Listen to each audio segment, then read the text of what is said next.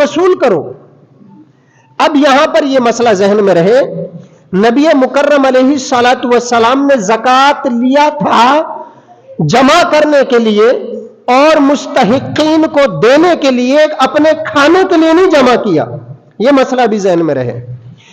جب نبی کریم علیہ الصلوۃ والسلام کو رب حکم دے رہا ہے میرے محبوب اپنے امتیوں سے زکوٰۃ وصول کرو، اس کا یہ معنی ہے کہ ان سے زکوٰۃ حاصل کر کے جمع کرو اور پھر مستحقین کو، ضرورت مندوں کو وہ دے دو. اس سے یہ معنی نہیں نکلتا کہ حبیب علیہ السلام نے زکوٰۃ لی ہو اور پھر کھائی ہو، اور یہ حکم بھی نہیں آیا قرآن و حدیث میں. یہی وجہ ہے کہ جب نبی کریم علیہ السلام نے نہیں کھائی تو نبی علیہ السلام کی اولاد بھی نہیں کھائے گی. اور صرف اولاد کی بات نہیں، کوئی فارسی نسل، حبشی نسل شخص، کسی سید نے اپنے گھر کے اندر غلام رکھا، خادم رکھا، کام کاج کے لیے رکھا، میرے حبیب نے فرمایا ہماری اولاد تو دور کی بات ہے، ہماری اولاد کا خادم بھی نہیں کھائے گا، ہماری اولاد کا خادم بھی زکوٰۃ نہیں کھائے گا. کیوں؟ اس لیے تزکیہم، اللہ نے فرمایا میرے محبوب ان سے زکوٰۃ لو اور زکوٰۃ لے کر پاک کر دو انہیں.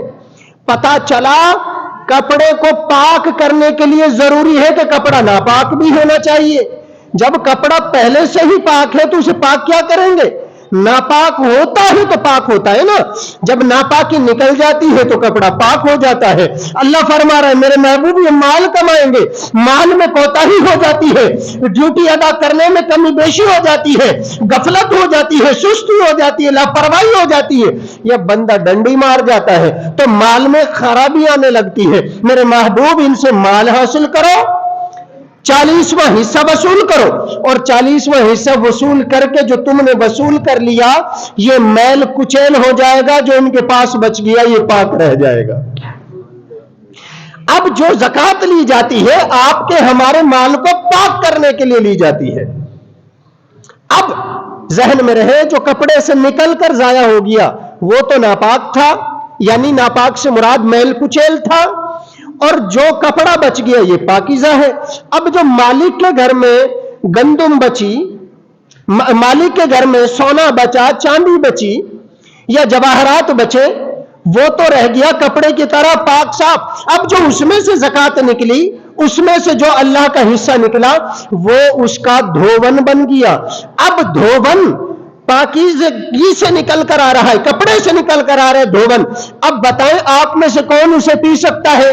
ناپاک کپڑے سے ناپاکی کو تو ہم نالی میں بہاتے ہیں نا، کپڑا اپنا سکھا کے استعمال کر لیتے.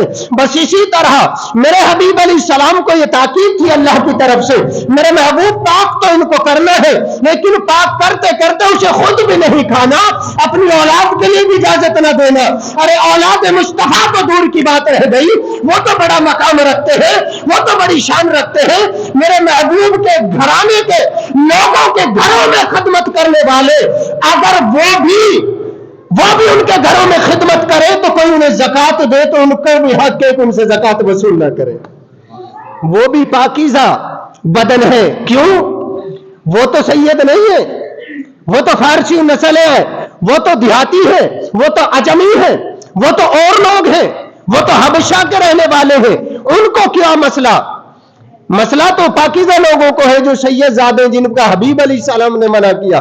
جواب یہ ہے کہ وہ میرے محبوب کے گھرانے کے لوگوں کے ساتھ جڑ گئے ہیں تو رب کریم نے فطری طور پہ انہیں پاک فرما دیا ہے. ایک جواب.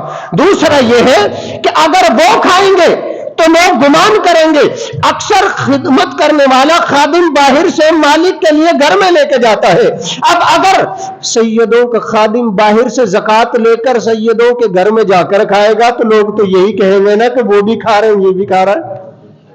تو اس تہمت سے بچانے کے لیے میرے حبیب علیہ السلام نے انہیں بھی منع کر دیا کہ نہ تو میری آل کھائے گی نہ ان کے غلام کھائیں گے، اور غلام جو گھر میں رہ رہا ہے وہ نہیں کھائے گا۔ بات یہاں تو ختم نہیں ہوئی، ارے اگر وہ انہیں چھٹی بھی دے دے، جاؤ ہم نے تمہیں آزاد کر دیا، تو وہ آزاد ہونے کے باوجود پھر بھی اپنے گھر چلے جائیں، اپنے شہروں کو چلے جائیں، اپنے ملک چلے جائیں۔ ارے زکات اس وقت نہیں کھائیں گے جب سیدوں کے گھروں میں ہے، ارے زکات اس وقت بھی نہیں کھائیں گے جب ان کے گھروں سے رخصت ہو جائیں گے۔